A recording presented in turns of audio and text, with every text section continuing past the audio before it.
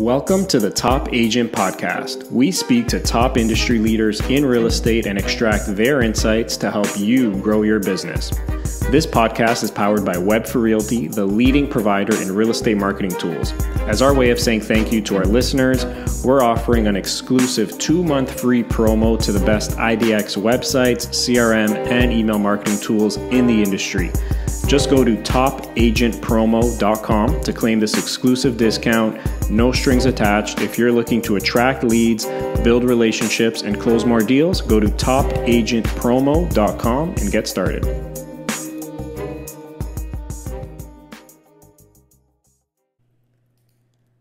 Hello, I am very excited to introduce my next guest. I'm speaking with Kim Hayden.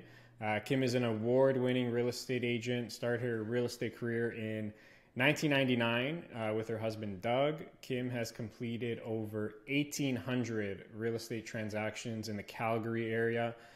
Kim is one of Calgary's best realtors. She has a reputation of selling homes in both hot and ice-cold markets. Kim, thank you so much for joining me on the Top Agent Podcast. Thank you so much, Costa. This is awesome. I'm so glad that people like you take the initiative to spread the word and just inspire others.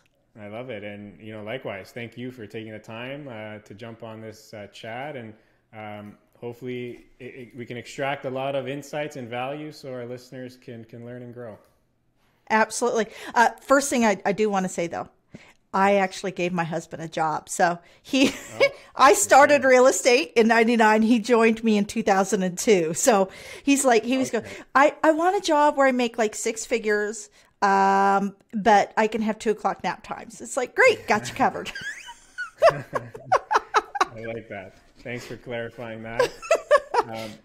So, aside from being a very successful realtor, you're also involved in quite a few different things, like, from what I can see, TV production, events, speaking, author, and that book behind you, which we can get into. But to kick things off, do you mind telling our audience just a bit about yourself and how you got into real estate? Okay, so a bit about myself. I am originally from Wichita, Kansas. I was a hairdresser in Kansas, moved to Vegas, became a waitress in Vegas, met a Canadian, learned that there was this entire country here. Love it. We were actually originally in Toronto and down in Mimico. And Toronto is absolutely awesome. I love like Queens Quay. I love, Yonge Street. And, I was at one time on Bloor West, but it was just a little big. And being from Wichita, which is 300,000 people, we had an opportunity rise, moved to Calgary. And when I moved to Calgary, I knew no one. I had no family. I had no sphere. I had nothing. I was at home with 2 small children. And this is back in everybody who's my age. So I'm over 50. Everybody who's my age will remember the sponge painting craze. God help us when we go into a house that still has it, because that's the first thing that's got to go on staging. But so at one point in time, my husband came home from a trip and he's looking and he walks into this virtual jungle in the front entrance. And I'm looking at him going, your children are going to be on a milk carton if I don't go out and do something. Like if I don't get something outside the house. I had never not been employed, right? I had always worked. And he looks at me and these are the words. These are going to go on my headstone. Why don't you go into real estate? It looks easy. So I went into real estate, and the thing I loved about real estate was the opportunity to create conversation. And that's how I started my career. I started knowing nobody. I went and got my license, which is not as easy as it looks, but I was able to do it. And I told everybody, I believe that if you have a goal or you believe you're going to do something, you need to verbalize it and get it out there. You need other people to help hold your feet to the fire and help be your accountability partners. So I stood in my class and I said, I'm going to do 15 transactions my first year out. And of course, this one gal who was selling new homes, and I believe she still sells new homes because she wasn't able to pass the exam, said, you don't know anything about real estate. You'll never get it. And the reality is you don't really need to know about real estate to be a good real estate agent. What you need to know is about people. and how to be of service. And that's what I knew. I knew how to create community. And so I just built one sphere after another. And within 5 years, so very first year I got Rookie of the Year. Next year I got the silver. Next year I got the gold. Next year I got the president's. Next year, every year until I was in Chairman's Club, and then Chairman's Club for 6 years. And the reality is that it's a complex industry, but it's a heart-centered industry, and you have to have good intuition on marketing, and that's always what I've been good at. So that's how I got into real estate, and I love it. Yeah, okay, that's incredible. So a lot I want to get into there. Very interesting. So when you moved to Calgary, did you get your license like right after you moved, or? I was sitting in my home with my 2 kids, and I had a 10-month-old and a 9-year-old, and after about 7-8 months of being at home full time, I went and got my license. I started that process. And I want to give a huge shout out.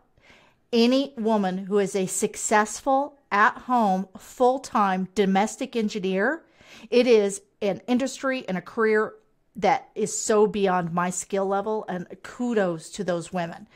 I needed something outside of the home because I got really tired of my, you go to the bathroom break, and your co-employees do not come into the bathroom with you. Your children do. So I huge shout out to the moms that are at home that make everything happen. But yeah, after about 7-8 months, I'm looking going, yeah, I'm not built for this. Yeah, definitely major shout out to those moms for sure. Okay, so you came in with no sphere, right? And you sort of, what agents are taught is always like, okay, start with your initial sphere and your database. So like, what did you actually do starting with no sphere? Like what was that like? So when we take a look at Bob Berg, right? Know, like, trust. When we take a look at Gary V, jab, jab, jab, hook. So how do you give 3, then receive? So I started a Moms and Tots group because it was a point of passion, of supporting other women who were at home with, and I had a couple dads. So I started a Moms and Tots group, and that organically grew into a sphere. I started a community association that organically grew into a sphere. I did a pumpkin giveaway for the food bank, and that organically grew into a sphere. So I created my own spheres.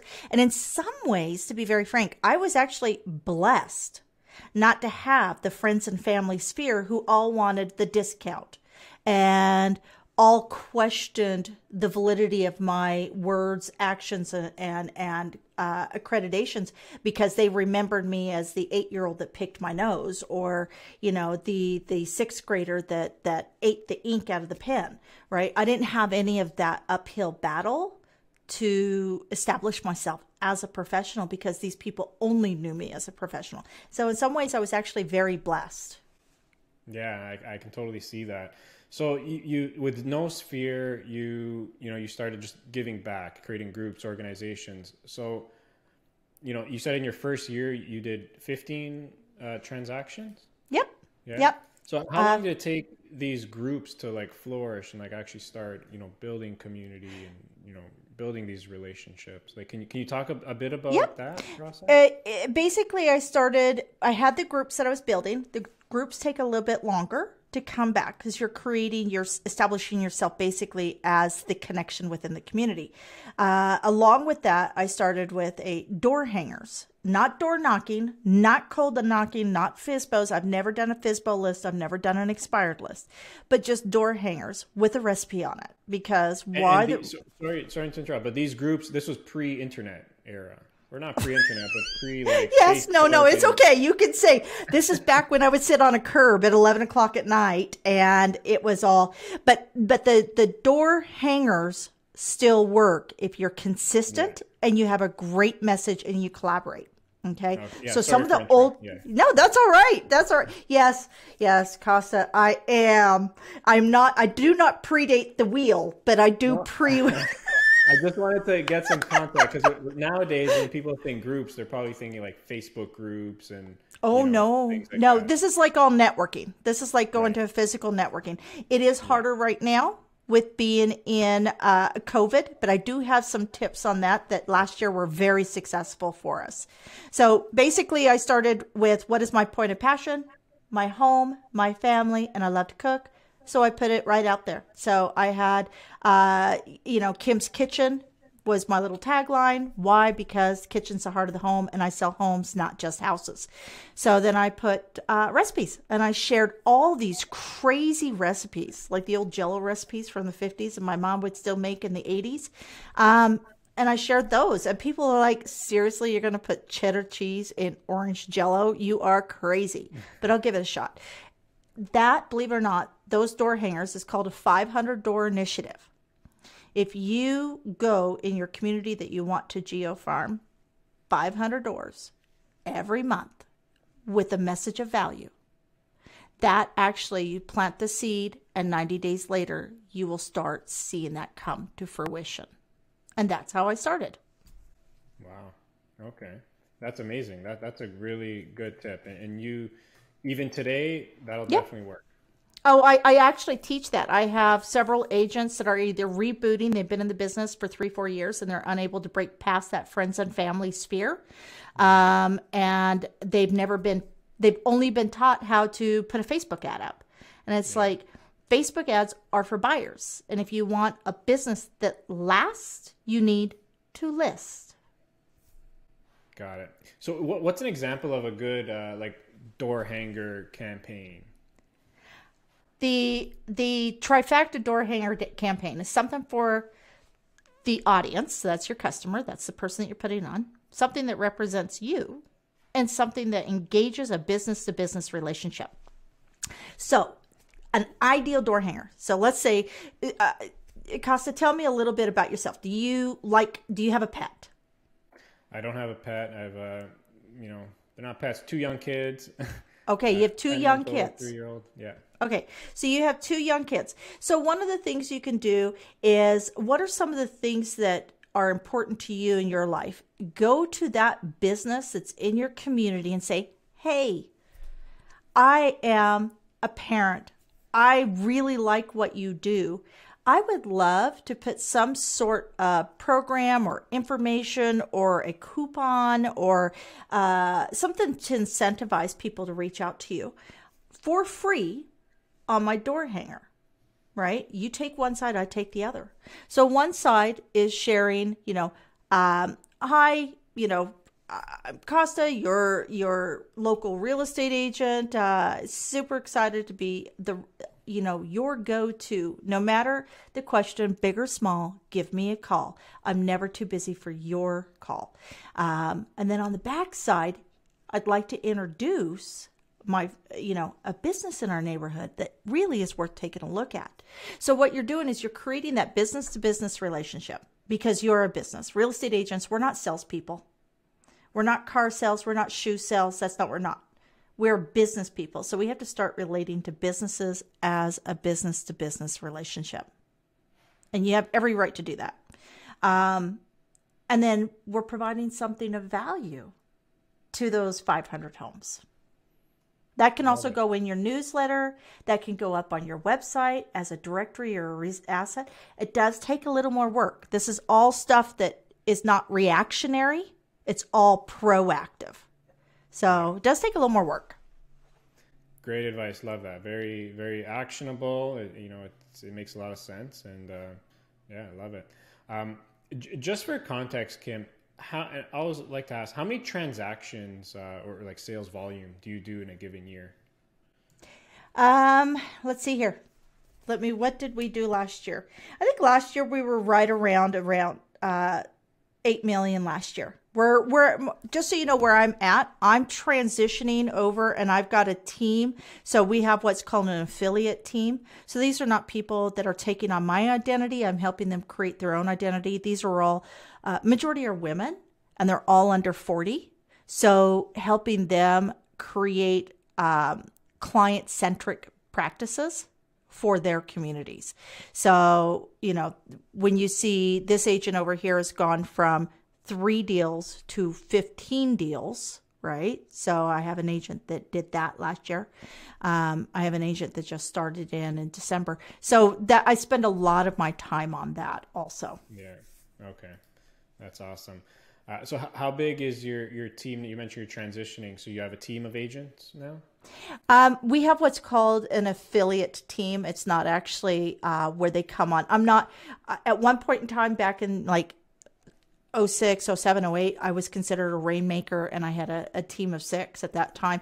Now it's more an affiliate. I want to put these people in the front lines to help them gear up so they're producing 40, 50, 60 transactions a year, where I'm just transitioning out. I'm ready to travel. My kids are all raised. I have a 30-year-old son and 2 grandbabies. So I'm ready to get out of the Calgary winters, and you can't do that when you need to be on hands on deck servicing your clients.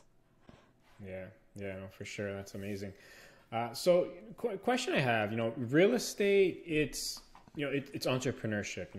You brought your business to a level where it's at now through, hard work and commitment and passion and just building these relationships. And I know the audience is always curious to know from high performers like yourself, what are 2 or 3 things you do each and every day to help you stay focused and help you achieve your goals and get better at improving?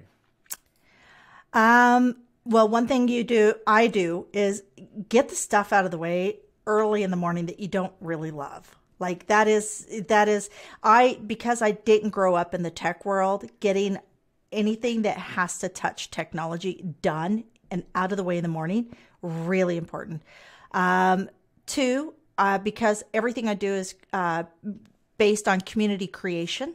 Every day is a goal to reach out to one person that is either a past client or a business to business, anything, especially during these times in COVID, when a lot of people are really walking the fine line with their businesses. It's as simple as, how are you doing? How can I be of service? I think if you do that, people know you're in business. They know you're a real estate agent if you've done your job well. So that's the second thing I do every day.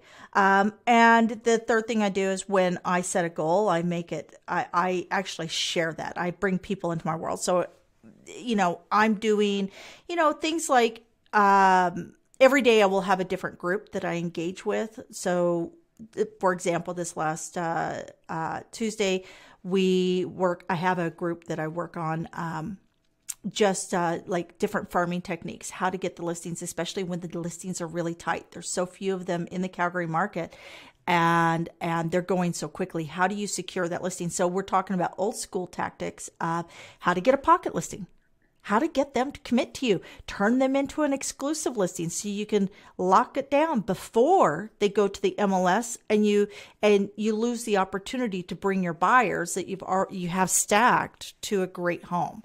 So just some old school techniques. Yeah.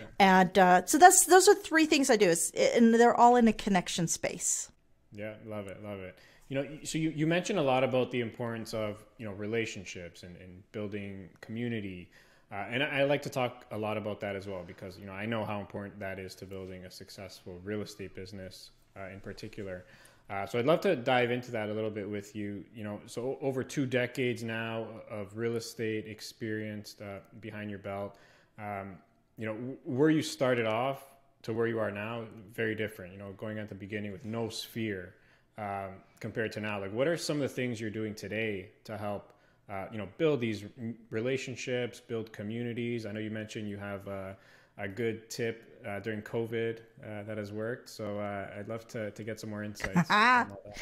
And it's funny because I was talking to a gentleman yesterday down out of Chicago, and he goes, I never thought of that.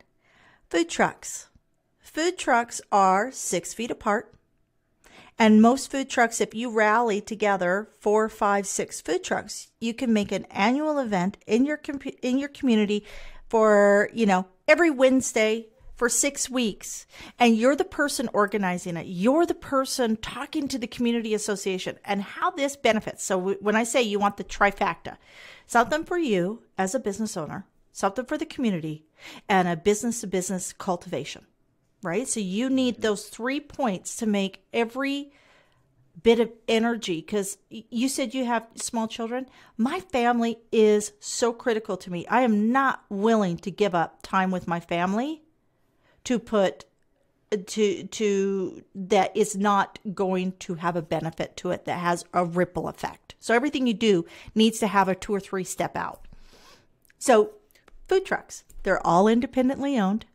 Yeah. And you know what? If you set it up so your community that you farm, for example, Copperfield here in here in Calgary, last year we did a combination of 4 weeks in Copperfield, 4 weeks in Mahogany. Cost Doug and I very little money as a real estate agent to do this. Yet we raised over nearly $6,000, just shy of $6,000 for the community association. And they don't have a lot of opportunity right now to raise money because they're strapped in how they do their events and how they get their sponsors. So in doing this, we helped create an audience for the food trucks. We generated revenue for our community. And Doug and I had an opportunity at a 6-foot distance to actually say hi to people and respect our laws. And we even had Calgary Health Services come out to make sure that we were within the guidelines. And like we had all the pylons and cones. So we did invest in pylons and cones. We did invest in signage that said, please respect, Calgary regulations, Alberta regulations for COVID, 6 feet distance. But we also had all our signage out. We had some music going. It was a lot of fun. And you know how many people would come up and say, oh my God, thank you. I just feel like I got a little bit of normal. Yeah, that's a great idea. That's genius. I mean, that's, and where do you host, how many events like that did you do? We did 8 last year. Wow. And the trucks were all lined up in the 2 different community association parking lots. So we worked with the community associations. They received a check directly from the food trucks. So there's no money going through our account. We were able to put bold signs up. So we paid for bold signs to announce the event. So it's a parade of food trucks. And we hosted it, and it would be hosted. And it's like, so stop and grab your dinner if you're tired of cooking at home, and support your community. And so it was just such a, and I have to give kudos. I have to give a shout out to my husband. He was the one that came up with that initial idea. And I just like, oh my God, this is brilliant. Like It's food, it's community, and we're raising money. It is like the best. So there you go. That's the tip. Anybody who wants to put the energy in to their community and wants to give back, that is an ideal way, because we're still going to be stuck in these lockdowns and these restrictions this summer and spring and summer. Shout out to Doug for that one. Is that brilliant? Yeah, I like that. It's nice to see things like that, especially now during COVID, to still bring that, feeling of normalcy and, actually seeing people and interacting in person rather than behind a screen. So that's a great idea. And I have to tell you, everybody was a little worried that people would pack up, like bunch up and stuff. Yeah. Everybody was so respectful. I mean, the families in Mahogany and Copperfield were truly, truly lovely. They were respectful. And you should see them. They're like, oh my God, hi, Karen. Haven't seen you forever, And they were bringing picnic blankets. My favorite was a family, and they had like 4 kids. The dad brought the little play school picnic table and set it up in the parking lot. And they had a blanket, and Mom had her chair. And it was so fun to see the family experience something different, especially in a time where we're all trapped in our homes. So it's almost, it's actually had the added bonus of like a mental health break. Sure. Yeah. That's incredible. That's awesome. Is there anything else you do, let's say online, leverage technology and online to online? Is that new thing you young people do? Yeah, that's new. Yes. I actually have a company called the Real Resilient Tour. So if you actually squeeze out the resilient and the you got Real Tour. And this was constructed because 2 years ago, I noticed that there was a real, Calgary has been in a recession for 5 years, and this is the first time we've had this strong seller's market. And even in a strong seller's market, a lot of our home resale prices are down, around that. We've lost about 5 years in equity gains. So, it's unfortunate. It's still a challenge, just helping to make sure we're justifying our sellers' dollars. But because of that, we've seen a lot of isolation amongst real estate agents. And then we compound that with COVID, right? So, but before COVID, I was really starting to see this mental health shift within a lot of real estate agents in Calgary, because we were dealing with, job losses and foreclosures and stress on our clients' family lives and all these other things. And that we carry that as real estate agents. We carry what our clients are going through also. So we started the Real Resilient Tour as an opportunity to reach out and connect with real estate agents and bring them out of their silo and create a better connection. And this is a brokerage agnostic platform. This is an identifying of people who are professionals in the industry that help market and promote and support and create, and they themselves are creating community on their own. So that's what we started, and that has evolved now to where that is 100% live virtual events, focusing more so on women at this point in time, because during COVID we've seen a strong she session. So I don't know if you've seen, like BBC had a full article where women have in 1 year lost 3 years of financial gain. When we look at the equality of income. And so it's going to be, I believe it's really important to support, pick your lane and stay in it. And so I'm really focused on the she, her economy, and more specifically within real estate agents in their communities. So that's so yes, that is online. I actually, No, that sounds amazing. And what was the name of it again? RealResilientTour.com. And our first book just came out called The Resilient Real Estate Women. And that's on the same one, but even simpler is ResilientSeries.com. So we have an upcoming summit happening, and we make everything very cost effective. And what it is a collaborative stage with an A to Z map, from understanding your branding, your messaging, and your spheres, and how to create those spheres, to winning the listing in any market, all the way through to building a mega team. And what I've done is I've gone through and I've reached out to women who are the best at what they do. So we've got Colette McDonald. She's going to talk about winning the listing in any market. She's been on HGTV. She's out of Atlanta. She is one of the top performing real estate agents in that market. And her percentage is 95% of all listing presentations she secures. That's huge. Yeah, that's huge.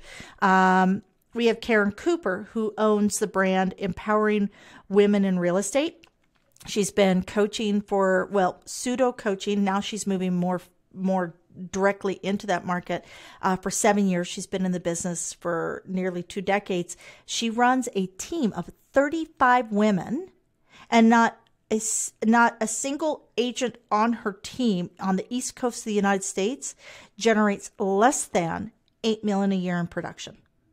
Wow. So yes. And she has what's called a hybrid team. So she's coming in and she's talking about, what do you need to know before you bite off on a team? Why are you creating a team? So that's what I do, is I share the stage with incredible leaders who are willing to share their time. That's amazing. So some heavy hitters ready to provide a lot of value. That's incredible. Definitely going to post all that in the notes as well, so people can check that out. Awesome. Thanks so much for sharing all that. So another question. So, 2 decades now into real estate, you've probably built, hundreds, if not thousands of relationships and friendships over the years. Do you have any processes or systems in place to help you keep in touch with these relationships and nurture these relationships? Like, what's your process with that? So every month we do an e-newsletter for our entire database, and then we print that off and we send it out to our what we would call our A's and B's. These are people who are fairly frequent within, so the top 300 in the list. I always put something fun on there. So we'll have a market update. I put a recipe on there. So we just did our Irish stew. And then, I'm right now working on our Easter one, and on there has a story of the Easter bunny cake that I always made with my mom. So making it very personal, because that's what people expect. They feel like they're part of my life because they are. Client parties, I love to host me a good party. Last year was the first year in 20 years I had not done a pumpkin giveaway for the food bank. I did not do a community garage sale. And I did not do my client party. And it really put me personally, like, I really felt like, oh my God, like this is like, these people are part of my life. And I mean, I have clients that I have a gal that comes to my pumpkin giveaway every year. And she came and 2 years ago, not last year, because I didn't do it last year. She came and she shows up and she's got her 4 kids. Now they're all stair-stepped down from like 16 years of age all the way down. She says, we just look so forward to this because I've been bringing, and she had pictures of her oldest daughter picking out the pumpkin from my pumpkin giveaway. And the kids know that Halloween, it's time to party up. It's, we're getting ready for the candy fest. We're decorating up because that event is part of their traditions. And we've been able to raise around 30,000 pounds of groceries for the food bank just through that event. So it's a very simple event to do. You coordinate with a local grocer that you can create. Again, this is a business-to-business relationship. You purchase the pumpkins at a wholesale rate. You set up in front of the store, and you set it up and you market it out to your entire community through Facebook as a focused campaign. Collect your complimentary pumpkin, a free pumpkin, in exchange for a donation to the food bank. Yeah, so it's a win-win. Trifecta, right? The Yep. audience, you as a realtor, and the B2B relationship. So absolutely. Right? If you are not doing something that is hitting all 3 points, your motion stops. And this is what causes real estate agents to be broke to bust to broke. They're always working in that passion and pain, right? And because they're not treating their business like a business. Right? Yeah. If you went and I had a choice when I started real estate. My husband said, Kim, go into real estate because it looks easy. But at that point in time, I was really thinking I wanted a bakery. I wanted to have a little cafe. I could sit and talk to people. I could feed them. So part of what I've done is I've taken that passion of connection and understood that I was creating a business and I made myself my own storefront. Right? Yeah. And then my tools are now my CRMs. The business is up and down, up and down, up and down. And if you don't have those relationships, so you can create a call and say, oh, by the way, Jen, I know you had mentioned that you want to get your son into a house and maybe something. I have a property that's coming up. And this is how you start balancing that income up and down into a more fluid, consistent level. Because the bank doesn't care when you go to pay your mortgage if you made a deal this month. They want their mortgage payment, right? Yeah. So you have to figure out how to create that consistency. If you owned a bakery, you would figure out how to capitalize or tap into every event, every holiday. You would, if a recipe didn't work, you'd scrap it and find one that did appeal. So, and we have to do that. And every market's different. Where I work in McKenzie-town, Copperfield and New Brighton, that's the burbs of Calgary. And my marketing exact verbiage and outreach will not work in a downtown like Mount Royal in Calgary, which is a very different demographic. So know your demographics and really work for them. Yeah, makes a lot of sense. So just to recap with that, so you do, you said an e-newsletter each and every month to yes. the entire database. and you actually print off a newsletter every month to what you call your A's and B's. A's and B's, absolutely. Snail mail is gold, folks. Snail mail that's personally addressed. Nobody sends anything out anymore.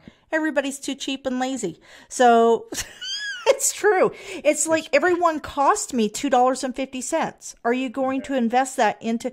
But I have one client that over the years, it came from literally, she has, every year I get a deal through her, and not from her moving, but from her. So she is like, she literally is a $100,000 client. So she's worth $2.50 a month. And that literally, crazy, isn't it? Yeah. Yep, that literally came from shoveling her walk.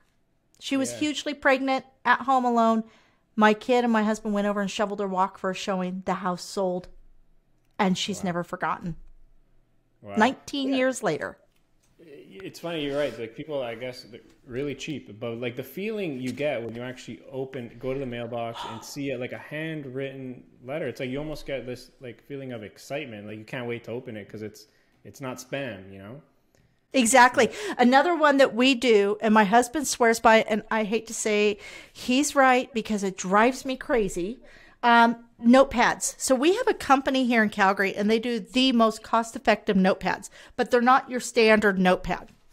Let me see if I can find one. Oh, I'm curious now. I'm a big fan of notepads. Let me see. Aha. So, and we have people that have not purchased a notepad for their kitchen ever that we have serviced in Mackenzie Town. So this will give you an idea. We have kids that will draw on these and they'll post it on Facebook. These are our notepads. So that's our Halloween one. This is our one, Team Hayden. Yeah. That's our one. And so, and I'm also an accredited stager. So get your accreditations, folks. Get your accreditations. So again, little shamrocks for St. Patty's. Yeah. So when you send out this newsletter to your past clients, these notepads fit perfectly inside that. So for my mailing, this is a 30-page notepad, and then we have the 15-page notepads. So 15-page notepads, when you print them like this, and do them with your branding, do them some fun. And typically, most printers will do 2-color, 2 images for the same price as just doing a single color print. Make it about what would your clients like to have sitting on the counter in their kitchen. What is fun? I've done ones that have hangmans on them, and I've for children's events that I volunteer at, because I volunteer at our community events. I spend a lot of time supporting our community associations. So I've done ones with hangmans. I've done ones with the dots where you have to draw in and you mark your initial in. So those are super fun. It's a very inexpensive thing, and you can put them in your listing portfolio when you're going to a home that has children. You know what? Thank you, Mr. and Mrs. Jones, for the opportunity to earn your business. And by the way, I got a little something fun for the kids in there. So next time you go out to eat and you're thinking about who you're going to consider for your agent, your kids will have something to do.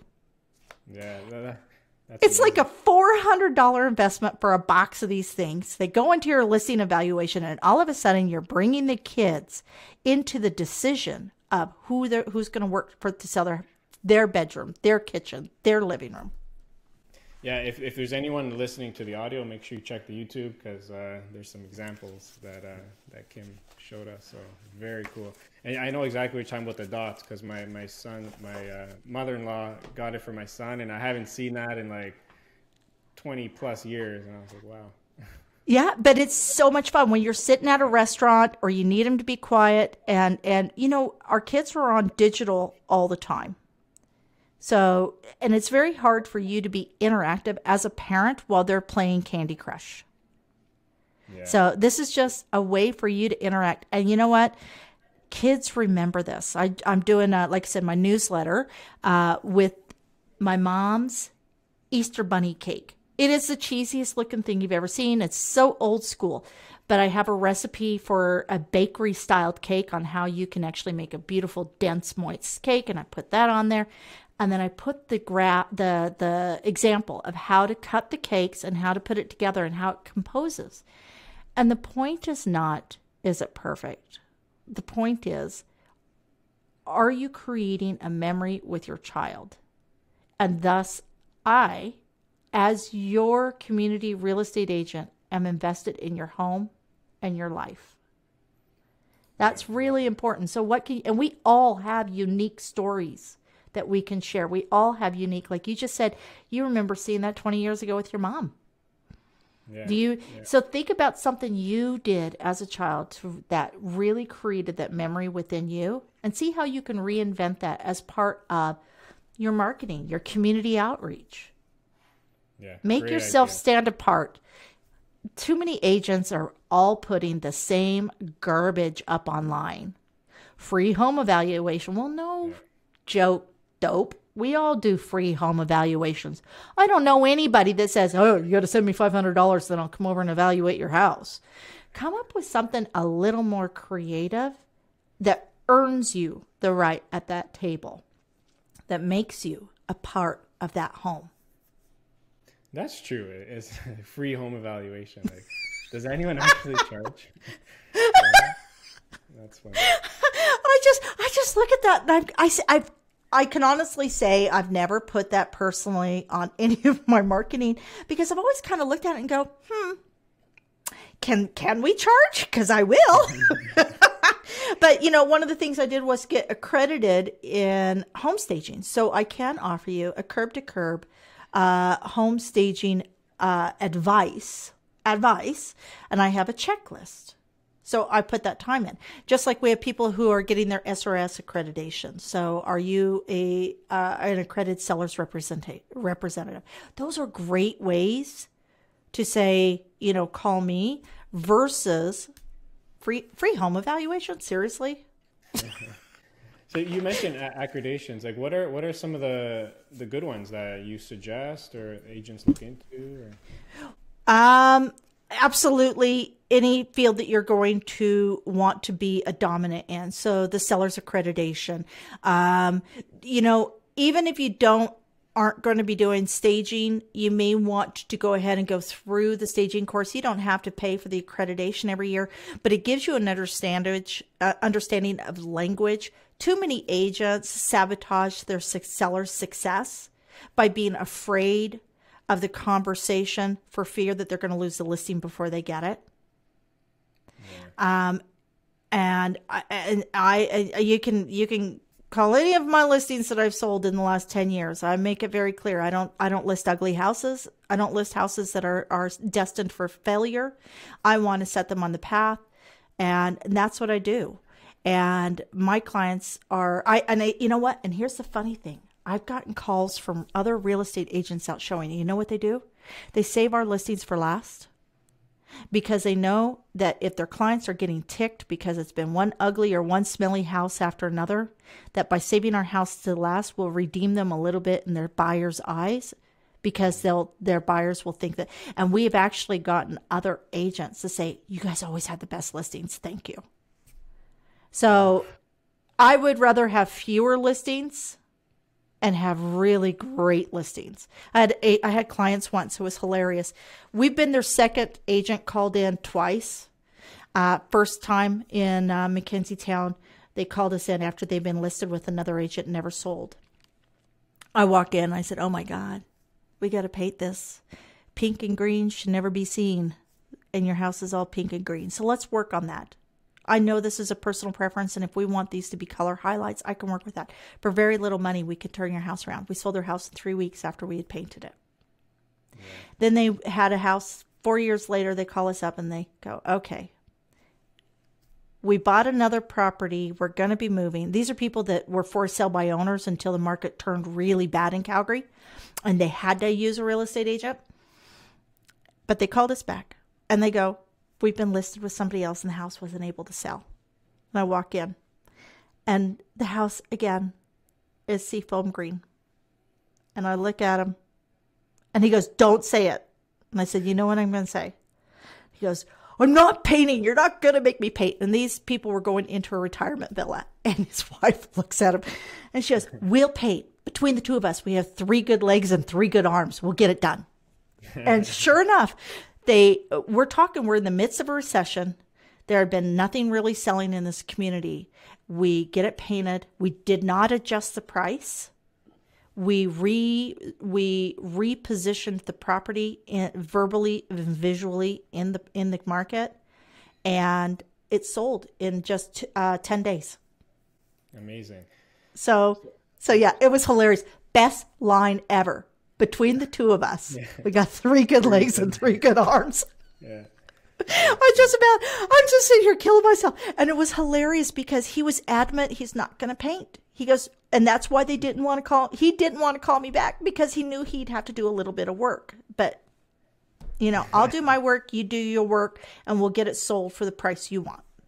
That's funny. I wanted to ask about that. So that's actually perfect. So, about the actual sale itself and the listing. So how do you differentiate your listings from, the dozens or hundreds of other listings in your community, and, just provide that top tier level of service? I've never been afraid to wait to put a house on a market. I get them under contract. Most of my homes will go on a pocket listing or exclusive listing anywhere up to 4 weeks prior to active MLS. Because I work with all my clients, I will do up to 3 walkthroughs beforehand to ensure that we're hitting every mark. But our homes sell for top of market in our area. They don't. Now, when we talk about top of market, there's a difference between what people list for and what people sell for. So we have to be very clear on that, right? Yeah. You can list for whatever you want, but you're only going to sell for what the market will bear. But you can sell for top of market if you hit all the emotional points, but you address all of the actual logical points to a home. So, for example, we listed a house recently. It sold within just a few weeks, obviously, because the market's doing really well. But it had been listed prior. But it's the 4th time we've actually sold this exact same home. This is the same home that I sold back in 2001, when all the agents said, "You want what for that in this community?" But I sold it, but this homeowner had been on previously, and nobody had told them the hard truths about getting in and getting some things readjusted within the home. Simple things, even things just about their own personal furnishings, right? Of maybe touching some things up. There was some wear and tear, shifting some things around, opening some curtains. The truth about what the impression of the buyer is. So it's really important that you take your time, because you can rush into the market. Because always remember, your first showings are going to be the most important, because that is the person that's already been looking in that area. And if you blow that showing by still trying to get painted or trying to deal with an electrical issue. So I have one right now that we're working on. The ex-husband decided they wanted a center light in a room that never had a centered light, but didn't want to hire an electrician. So he literally ran an extension cord up inside the wall, cut out a piece of the ceiling, ran it across the ceiling, stapled it, put it up. Don't even go there. It was because the way the beams happen. And I looked at it and said, wow. I know why he's an ex. But I said, we can't sell this like that. This is going to cause huge, huge disconnect. This is the front home, the front room in the home. We need to address this. So it doesn't cost a lot to cut cap, and repaint. It costs a lot, though, when somebody comes in and there is a immediate distress of what is going on in the wiring in this house. Why would they do that? That cannot be legal, right? So take your time. This is not, I think a lot of agents are afraid that they're going to lose the listing before they actually sell it. I think a lot of agents are just looking to they're so desperate because they're in that passion and pain point of their finances. They're in that peak and valley that they got to get the next sale. Otherwise, they're not going to make their bills. That they don't think about what's best for their client, which in turn is best for their reputation. Yeah, that's true. And I think that's a really good point. And I can totally see what you mean by that. And agents not being afraid to lose listings because there's no consistency in a lot of realtors' paychecks, right? So there's that urgency to just get it out and sell, and you sort of sacrifice that quality. So, and when you sacrifice that quality, are you sacrificing all the future business? Exactly. You know, like I said, I have a client that has literally invested over $100,000 in me in my career, and it's because I took time the first time. Yeah. Wow. Totally. I love that. So, we are running short for time, but I do want to ask you, like, if you, and you've already given so many amazing pieces of advice already, but if you were to summarize and just give one piece of advice to either, say, a brand new agent or just an agent that's looking to really step up their game, what would that advice be? Best advice I've ever gotten was from Erica Wiebe, who is actually an Olympian gold medalist from the Rio. She's a local wrestler here. She said, "You're never too good for a coach. Always, always invest. And if you only have a few dollars, invest a few dollars. Find the pieces and places. There are places like Karen Cooper from Empowering Women in Real Estate. She's got a $49 a month group that helps you understand. It's kind of like a Buffini-esque style where, how do you client care? How do you do that? Lean into those groups. But I find if people put their money where their mouth is, they're willing to work a little bit harder and maybe listen a little bit better. So coach up. I personally have 3 coaches. Really? I have a business coach. Yes, I have a business coach. I have an event strategist coach, and I have a speaking coach that I just signed on. That's $1,000 a month. That is coaches TEDx speakers, right? So you cannot level up if you're playing within the game of your own head. So coach, coach, coach. Do not find your message unique to you.